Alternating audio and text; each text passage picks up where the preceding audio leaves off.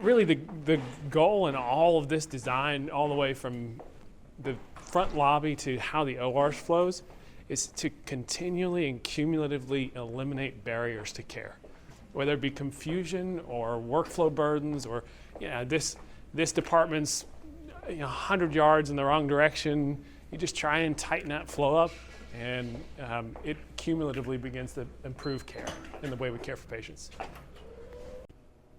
Being able to walk in surface level parking and then walk straight to the services that you need is a selling point or a high point of our hospital. As I've seen this evolve from the very beginning when we set into construction trailers, and I've been with this project now for 10 months, you get accustomed to the evolution, and it just becomes normal. And so essentially that's what we're creating with all this tech, is a new normal.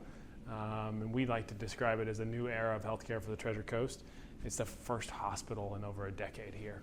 And so this redefines our expectation of normal and our ability to deliver care. Okay. Here's your workstation. Mm-hmm. It's out of the way. It's got visibility on your patients.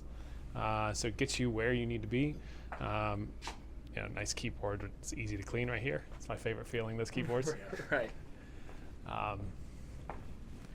And then here's your station. So everybody gets to work together, collaborate together. Ultimately, that's what yields good outcomes, is strong team members that are able to communicate effectively about patients that they care for. Our most critical of patients, critical care, obviously in the name, but loved ones, family members wait for their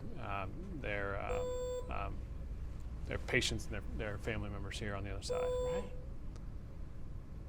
Okay. Let's keep it going. All right, so we're going to walk through our pre and post.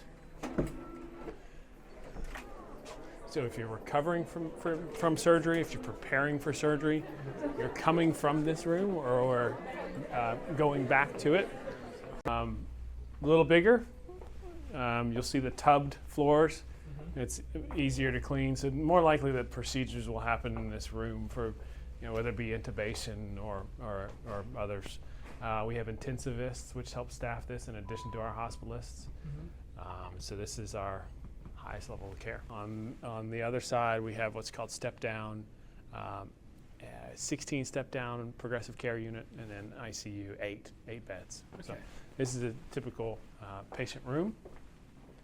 So we have red floors, red lines. Yeah. On the floors. Okay. So this is an unusual time where in 3 days, you and I can't go past this red line without being sterile. We can't, we'd have to put a suit on, we'd have to put scrubs on. But this is our OR desk, this is our OR board, our operating rooms. From here, you have 4 total OR rooms with expansion room for 4 more, so 8 in total. Good morning. Good morning. And then we're also going to walk through our cardiac cath labs. So 7:30 a.m. is when the action will start there. Probably don't put that on because it's really 9 a.m. for the patients, though, doors open. But yeah, we'll walk through our cardiac cath labs. Yeah. We're in an operating room. Okay. This is room 8. As I kind of alluded to, we have 4 today, and we're planning for more. This facility is built with the intention that we would deploy it, we'd grow with the community, and then we would intentionally grow.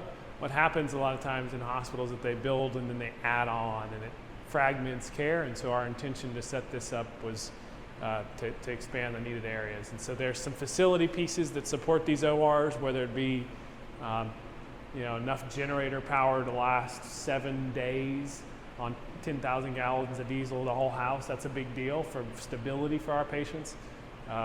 Chillers, which keep the place cool. We have double that capacity, all the way to our sterile processing plant, which is also double the size. So we're planned for growth. We're oriented towards growth. And this is a prime example of what we're really, really good at. This is a 675 square foot operating room. I think it's important to recognize you have to sort of segment out what specifically that care is. Emergency care, inpatient care, surgical care. But then also, as we advance in healthcare, outpatient care needs develop and grow and hone. And so this is the first medical office building of what will be 3 planned buildings. So we've got 26.5 acres here to grow.